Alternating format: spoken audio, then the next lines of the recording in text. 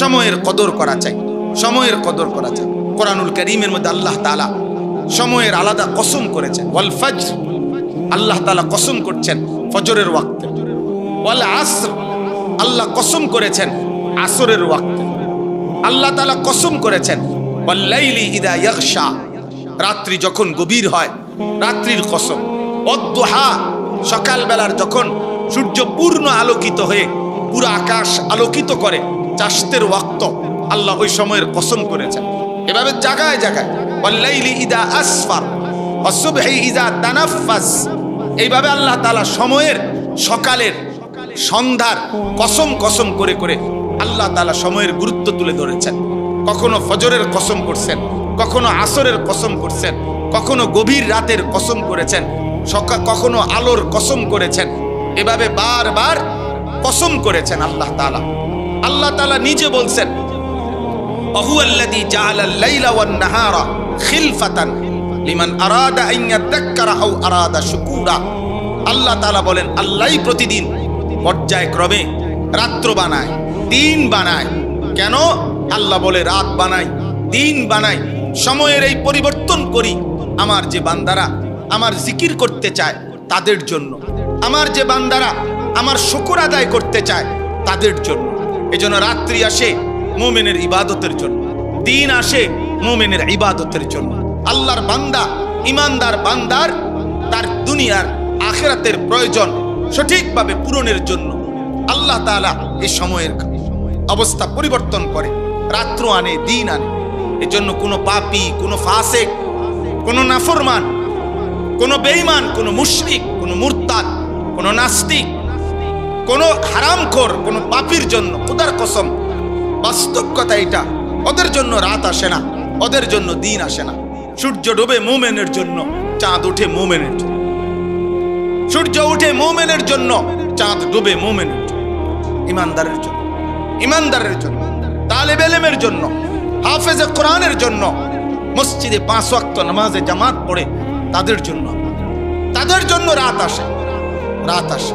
বাটপার, সিটার, সুদখোর, হারামখোর আর জেনাখোর, ব্যভিচারী আর মদ জুয়ায় অভ্যস্ত নারী, ছবি, মোবাইলের অস্থির দৃশ্যে দিন কাটায় যারা, রাত কাটায়, এই সমস্ত অসভ্য নাফরমানের জন্য রাতও আসে না, দিনও আসে না, বরং এদের জন্য গোটা সৃষ্টি লানত দেয়, লানত দেয়, লানত দেয়। জমিন আল্লাহকে বলে আল্লাহ আমার আরেকবার উল্টাইবার কথা বলেন না কেন? একবার না উল্টাইছিলাম কওমে লূতের নাফরমানির কারণে, আবার দেন সুযোগ আরেকটা উল্টানি দেই। ও আপনার নাফরমানি করছে, ও আপনার নাফরমানি করছে। ফেরেশতা যেন চিৎকার করে বলে আল্লাহ আমি তো বিগত দিনে নাফরমান জাতি চিৎকার দিয়ে শেষ করে দিছি, আপনার হুকুমে আরেকবার হুকুম দেন।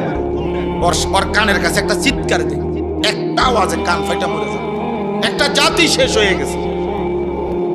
কওমে সালেহ, কওমে শুআইব, 2 জন নবীর জাতি, পুরা জাতি আল্লাহ শেষ করে দিছে ফেরেশতার বিকট চিৎকার। ফেরেশতা একটা চিৎকার দিছে, ঘুমন্ত জাতি ফজরের আগ মুহূর্তে সবাই কান ফাইটা, ছোট বড় একসাথে মরে গেছে, একসাথে মরে গেছে। ফাসবাহু ফি দারিহিম জাসিমিন, ফাসবাহু ফি দিয়ারিহিম জাসিমিন। আল্লাহ বলে উপর হইয়া ভোরবেলা সবগুলো মানুষ, ঘুমন্ত মানুষগুলো শেষ হয়ে গেছে, শেষ হয়ে গেছে। এজন্য দোস্ত, এটা উচিত হায়াতের কদর করা চাই, জিন্দেগির কদর করা চাই। আল্লাহ তাআলার দেওয়া এই নিয়ামত সময়ের চাইতে বড় কি নিয়ামত হইতে পারে? কি পরিমাণ নিয়ামত এটা! একটা একটা মিনিট, একটা একটা সেকেন্ড আল্লাহর দান। অনাদরে, অবহেলায় আমরা কত সময় নষ্ট। বয়স্ক মুরব্বীরা শেষ বয়স হায়াত পাইছে, তা আপনি তো আরেকটু সময় আল্লাহর ইবাদতের সুযোগ পাইছেন না। শেষ বয়সে জি ফুট যদি টাকা পয়সার একটা ব্যবস্থা হয়ে যায়, মেয়ে বিয়ে দিয়ে ফেলতে পারে, ছেলেগুলা টাকা পয়সা রোজগার করে, এখন আর উনি বাজার করতে হয় না, ব্যবসা করতে হয় না, দোয়ানদারি করতে হয় না, বাজার কিচ্ছু করতে হয় না। উনি এইবার আমরা মনে করছে আমার কাজ শেষ, শুধু শুধু চা দোকানে, বেহুদা আড্ডায়, বিড়ি, সিগারেট, পান, সুপারি, এরপরে দিয়ে আপনার গল্প, কিচ্ছা, কাহিনী, বেহুদা কথা, এই অসংখ্য মূর্খ বুড়া মিয়া হায়াতের 10টা বছর 15 বছর শেষ বয়সটা আহা এভাবে নষ্ট করে, এভাবে নষ্ট, কোনো কাম নাই, কোনো কাজ নাই, কোনো কাজ। আমি একদিন একজন জিজ্ঞাসা, চাচা আপনি কি করেন এখন? আল্লাহর রহমতে তারা 2 জন বিদেশ। আবার জিজ্ঞাসি আমনে কি করেন? উনি বুঝাইলো আমারে ওনার 2 ফুট বিদেশ। কি বুঝছেন? মানে অর্থাৎ আমার আর এখন আপাতত কোনো কাজ নাই, আমি তো আল্লাহর রহমতে লাইন করে দিছি, 2টা ফুট বিদেশ পাঠাইছি, তারা এখন টাকা পাঠায়, আমি ভাত খাই 3 বেলা, আপেল খাই 1 বেলা, মাংনা খাই, চা খাই, বম খাই, বিড়ি খাই, গপ মারি, হ্যাঁ শেষ। আর কি ওনার কাম নাই তো, ওনার তো কাম শেষ। ওনার কাম আসিল বিদেশ পাঠান পর্যন্ত। নাহলে আমার এই কথার সাথে কথার কি মিল? আল্লাহ আমাদেরকে হেফাজত করে। তাহলে আমরা ইনশাআল্লাহ সময়ের কদর করতে চেষ্টা করব। বলেন ইনশাআল্লাহ, একটা মিনিটের কদর। ইমাম শাফিঈ রাহমাতুল্লাহি আলাইহি তিনি বলছেন, আল ওয়াক্তু সাইফুন ইন লাম তাকতাহু কাতাআকা। সময় হচ্ছে তরবারির মতো, তুমি যদি সময়কে না কাটো, সময় তোমাকে কাটবে। অর্থাৎ কাইটা কাইটা যদি তুমি সময়কে ভাগ না করো, তুমি যদি সময়কে বন্টন না করো, তুমি খাইবা কখন, ঘুমাবা কখন, নাস্তা করবা কখন, কর্ম করবা কখন, বিশ্রাম করবা কখন, নামাজ পড়বা কখন, এভাবে যদি তোমার সময়কে তুমি না কাটো, মানে ভাগ না করো, তাহলে সময় তোমাকে কাটতে কাটতে তোমার উপর দিয়ে ঘন্টা, মিনিট, সেকেন্ড, সপ্তাহ, মাস, বছর এভাবে কাটতে কাটতে একদিন তোমাকে কবরে পৌঁছায়। আলহাকুমুত তাকাসুর হাত্তা যুরতুমুল মাকাবির। আল্লাহ তাআলা বলেন, দুনিয়া বাড়ানোর নেশায় আখিরাত ভুলে তোমরা আত্মবোলা হয়ে রইলা। তবে বান্দা মনে রেখো, একদিন তোমরা কবরস্থানেই পৌঁছবে, কবরস্থানেই পৌঁছবে। কাল্লা সাউফা তা'লামুন। আর সেদিন কবরস্থানে, কবরে আসলেই টের পাইবা, আমি আল্লাহ জানাবো তোমার উচিত ছিল কি, করেছিলে কি, কি করেছিলে। সুম্মা কাল্লা সাউফা তা'লামুন।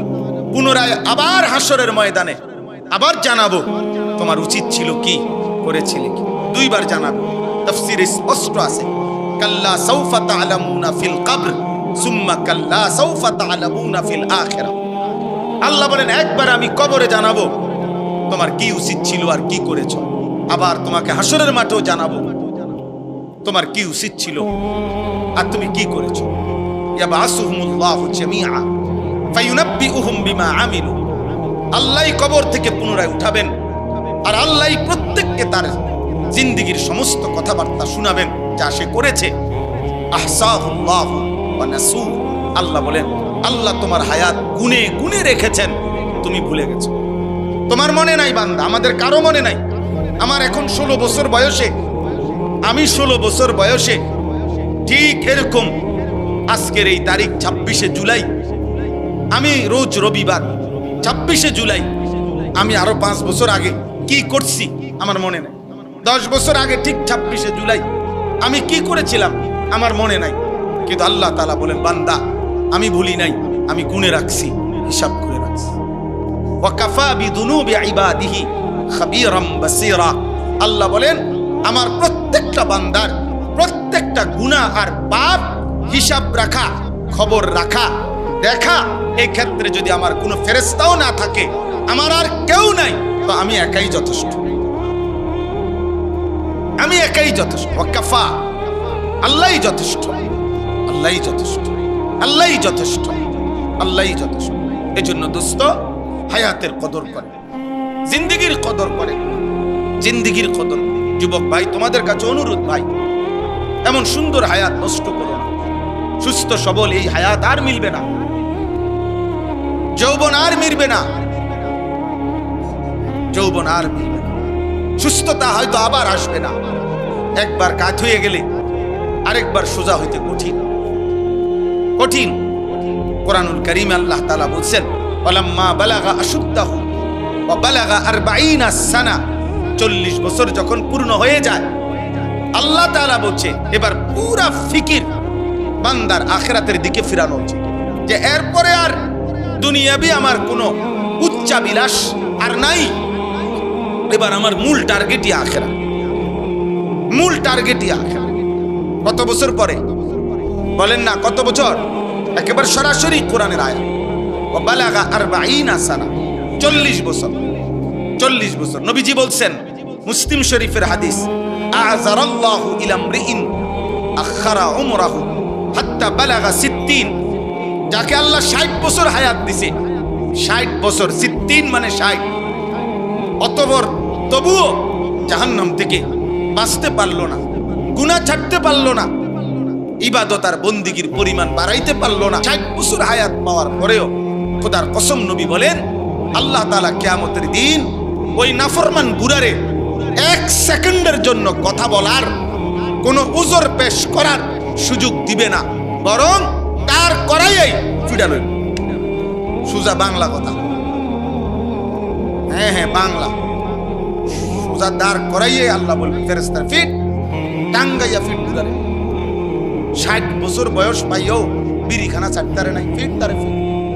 That's a fit. 60 বছরের বুড়া হইয়াও টেলিভিশনে নাচ গান, চা দোকানের আড্ডা, নর্তকী দেখা ছাড়তে পারে না, ফিট তার। That's a fit.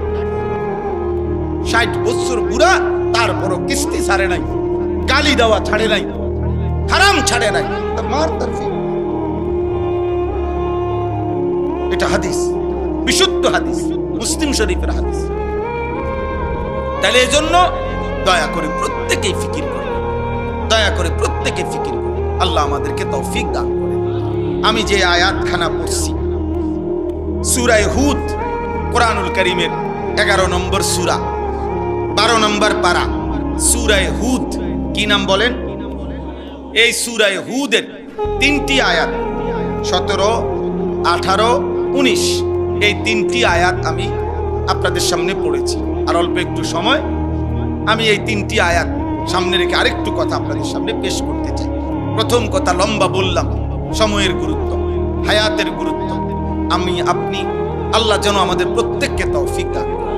দোস্ত, রাত শেষই হয়ে যায়, দিন চলেই যায়, কখন যেন আমারও আজকে এখন নিজেদেরও মনে হয় কখন যেন হায়াত শেষ মনে হয়। এই যখনই এখন ঘুমাই, একলা মনে হয়, তখন মনে হয় শরীর অনেক ক্লান্ত হয়ে গেছে, দুর্বল হয়ে গেছে, বয়স হয়ে গেছে। এমনই জিন্দেগি।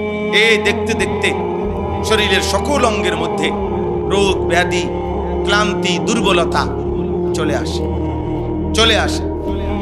এটাই জীবন, এটাই জীবন।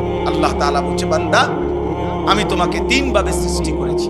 প্রথম, শিশুকালে দুর্বল ছিলাম, যৌবনকালে শক্তি ছিল, আবার বৃদ্ধকালে দুর্বলতাই ফিরায় দিয়েছে। আল্লাহুল্লাযী খালাকাকুম মিন দু'ফিন সুম্মা জাআলা মিন বা'দি দু'ফিন কুওয়া সুম্মা জাআলা মিন বা'দি কুওয়াতিন দু'ফান ওয়া শাইবা ইয়াখলুকু মা ইয়াশা। আল্লাহ বলেন, তোমার হায়াত যদি পুরা হায়াতও পাও, তারপরেও 60 বছর পূর্ণ যদি হায়াত পাও, 70 বছর যদি হায়াত পাও, তাও 2 অংশে দুর্বলতা। শিশুকালটা দুর্বলতা, বৃদ্ধকালটা দুর্বলতা, মাঝখানে যৌবন অল্প কিছুদিন, সেটা হলো সবল, কুওয়া, শক্তি। শক্তি একটা, 1 সিজন হলো শক্তি, আর 2 সিজন হলো দুর্বল। দুর্বলতা কয় সিজন? 2 সিজন। যদি পূর্ণ হায়াত পাও, আর না পাইলে তো আরো আগেই নাই, না পাইলে তো আগেই নাই। যৌবন পর্যন্ত না পৌঁছতে তো নাই, বৃদ্ধ পর্যন্ত না পৌঁছতে তো।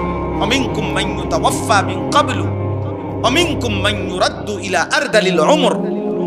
আল্লাহ বলেন, কাউকে আমি বৃদ্ধ পর্যন্ত পৌঁছবার আগেই মৃত্যু দিয়ে থাকি, আবার কাউকে একেবারে বৃদ্ধ, চূড়ান্ত বৃদ্ধ, নিষ্কর্মা, কর্মশক্তিহীন বৃদ্ধ বানায় ফেলি।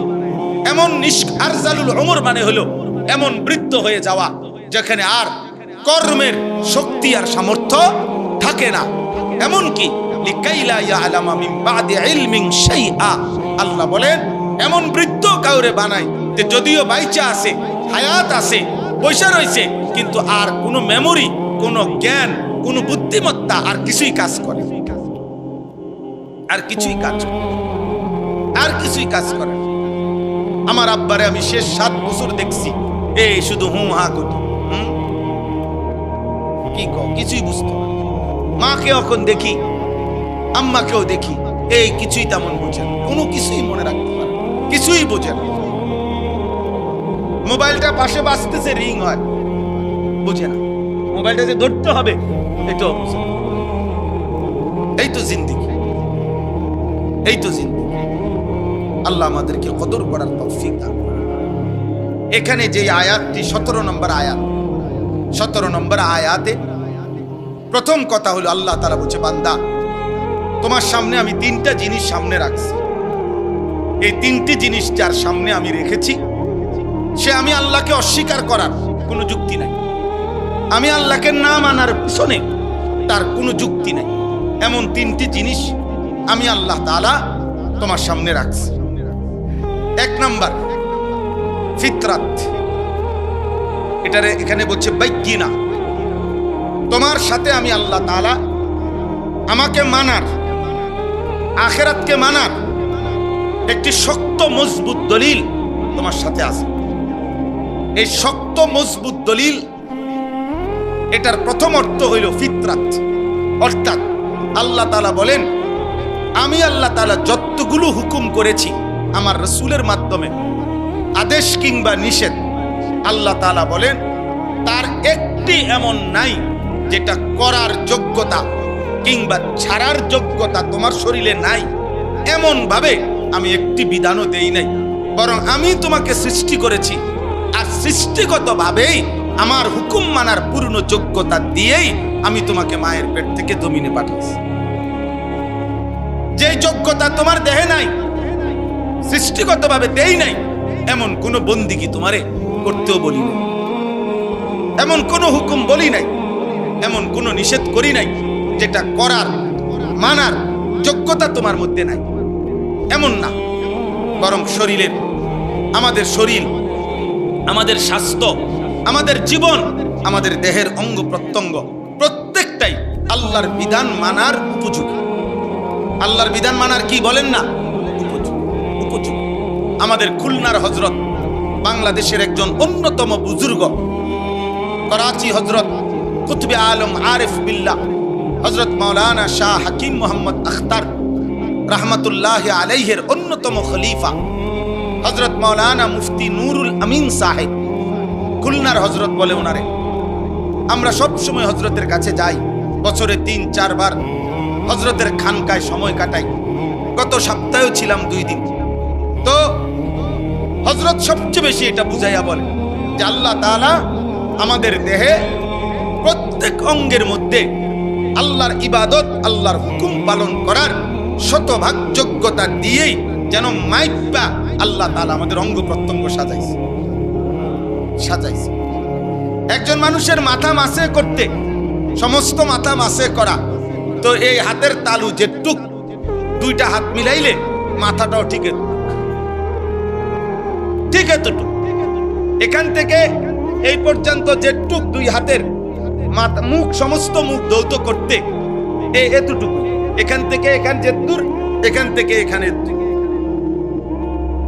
নাকের নরম জায়গায় পানি পৌঁছাইতে হয় ওযু গোসলে, নাকের নরম জায়গায় পৌঁছানোর জন্য পানি লাগে যেদূর হাতের কোষে পানি আটে, হুবহু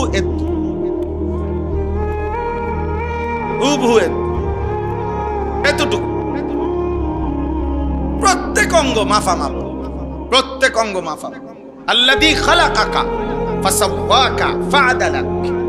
আল্লাহ নিজে বলছে, জানো বান্দা, আমি তোমাকে সৃষ্টি করেছি, আমি তোমার শরীরের অঙ্গ প্রত্যঙ্গ সাজিয়েছি, আমি একটি অঙ্গ আরেকটি অঙ্গ সামঞ্জস্যপূর্ণ আমি করেছি। এই 4 আঙ্গুল সোজা, এটা আমি করেছি। এই বৃদ্ধা আঙ্গুল একটু বাঁকা, এটা আমি করেছি। এই 4টা সোজা রাখারও হিকমত আছে আলাদা, এটা বাঁকা রাখার হিকমত আছে আলাদা। প্রত্যেকটা আমি আল্লাহ তাআলা পরিকল্পিত। আমি আল্লাহ তাআলার জমিনে, আসমানে, আমার সৃষ্টিতে কোন, তোমার দেহে কোনো কিছুতে অপরিকল্পনা এমন কোনো কিছু তুমি পাবা না। ইন্না কুল্লা শাইইন খালাকনাহু বিকাদার। আল্লাহ বলেন পরিমাণ মতো করে আমি সব সৃষ্টি করেছি, পরিমাণ মতো। আল্লাহ জাল্লা না, এলোমেলো না। ওয়ালান তাজিদা লিসুন্নাতিল্লাহি তাবদীলা। আল্লাহ তাআলা বলেন আমার সৃষ্টিতে, আমার নিজামে, আমার শৃঙ্খলাতে তুমি কোনো পরিবর্তন পাবে না। লা তাবদীলা লিখালকিল্লাহ, আমার সৃষ্টির মধ্যে তুমি কোনো পরিবর্তন হবে না। আমি আল্লাহ তাআলা মাইপা হিসাব করে সৃষ্টিগতভাবে যোগ্যতা দিয়ে বানাইছি। তুমি দেখো বান্দা, আমার অসংখ্য সৃষ্টি দাঁড়িয়ে তাদের দুনিয়ায় বেঁচে থাকার যাবতীয় উপকরণ আমি আল্লাহর কাছ থেকে পাচ্ছি। আমার অসংখ্য সৃষ্টি উপর হয়ে গরু ছাগল, তারা তাদের প্রয়োজনীয় যাবতীয় দুনিয়াবী উপকরণ এই উপর হয়েই পাচ্ছে। আমার অসংখ্য সৃষ্টি বসে পাহাড়ের ভিতরে বসে অবস্থায় তাদের প্রয়োজনীয় উপকরণ পাচ্ছে। আমার অসংখ্য সৃষ্টি শুয়ে, সাপ বিচ্ছু কীট পতঙ্গ শুয়েই মাটির উপরেই তাদের প্রয়োজনীয় উপকরণ পাচ্ছে। তাইলে যদি শুধু দুনিয়াবী প্রয়োজনীয় উপকরণ, পেটের চাহিদা, লজ্জাস্থানের চাহিদা, দুনিয়া উপভোগ করা, এতটুকুই যদি মাকসাদ হইতো তোমারে দিও, তাইলে এক আইটেমে বানাইলেই চলতো। হয়তো দাঁড়ানো, নয়তো উপর, নয়তো বসা, নয়তো শোয়া। কিন্তু আমি আল্লাহ তাআলা তোমাকে সৃষ্টি করতে গিয়ে তুমি দেখো, তুমি দাঁড়াইতেও পারো, উপরও হইতে পারো, বসতেও পারো, শুইতেও পারো। এই 4 আইটেমে বানাইয়া শুধু ভাত খাওয়ামু, শুধু পেশাব পায়খানা করবা, শুধু লজ্জাস্থানের চাহিদা পূরণ করবা, শুধু ঘুম যাইবা না বান্দা, আমি এই জন্য বানাই নাই। বরং তুমি নামাজ পড়তে হবে, আমার ইবাদতের জন্য তোমারে বানাইছি। আর শ্রেষ্ঠ ইবাদত হচ্ছে নামাজ। আর এর জন্য দাঁড়াইতে হয়, এর জন্য রুকুতে উপর হইতে হয়, এর জন্য আত্তাহিয়াতুতে বসতে হয়, এর জন্য সেজদাতে শুইতে হয়। এই 4 আইটেমের সমন্বয়ে আমার ইবাদত আদায় হয়। এই জন্য তোমার শরীরে 4 আইটেমের যোগ্যতা দিয়েছি। তাইলে আমি আল্লাহ তাআলা সৃষ্টিগত ফিতরাত আমি আল্লাহ তাআলা প্রত্যেককে দিয়েছি। তাহলে 1 নাম্বার হলো বাইয়িনা। আল্লাহ তাআলা বলেন, তোমার মধ্যেই আমি আল্লাহ তাআলা আমাকে মানার সুস্পষ্ট দলিল আমি তোমার মধ্যে দিছি। তুমি দেখো, তুমি মিলায়া কও ওযু, গোসল, নামাজ, রোজা, হজ, যাকাত, জিকির, তেলাওয়াত, পর্দা, দ্বীন, শরীয়ত, হারাম বর্জন, সুদ, ঘুষ, কিস্তি, এরপরে ভিন নারীর দেখা, কোন ক্ষেত্রে, কোন জায়গায়, কোনটা তোমার শরীরের সাথে, সম্পদের সাথে, অবস্থার সাথে তোমার অসামঞ্জস্যপূর্ণ, সেটা বলো। সেটা বল। টাকা আছে তোমার 10,000, আমি আল্লাহ তোমার উপরে হজ ফরজ করছি, তো তাহলে আমি জুলুম করলাম কি? কোন সমস্যা তোমার? কোন সময় একটা লোক কোনোভাবে দাঁড়াইয়া থাকতে পারতেছে না নামাজে, মনে করেন তা এ পরিমাণ অসুস্থ, এখন আল্লাহর বিধান কি যে তারে 2 হাতে রশি দিয়া বান দিয়া টানা দিয়া থুইব নাকি? এটাই তো আল্লাহর বিধান, তার জন্য আর বিকল্প সুরত নাই। তাহলে আমি অসুবিধা করলাম কেন? তুমি আমাকে পালন করছো না। বান্দা বলো, এই যে ছেলেরা, নওজোয়ানরা, মুসলমানের সন্তান, কেন নামাজ পড়ো না? বলো না আব্বা, কেন নামাজ পড়ো? আল্লাহকে চেনো না কেন? মালিকের কথা মনে পড়ে না কেন? যে হৃদয়ে আল্লাহর কথা মনে পড়ে না, ও তো জানোয়ার, ও তো হাইওয়ান বেটা, ও তো হাইওয়ান। যে কান আল্লাহর আওয়াজ শুনে না, আল্লাহর কথা শুনে না, ও তো কাল আনাম, ও তো চতুষ্পদ জানোয়ার বেটা।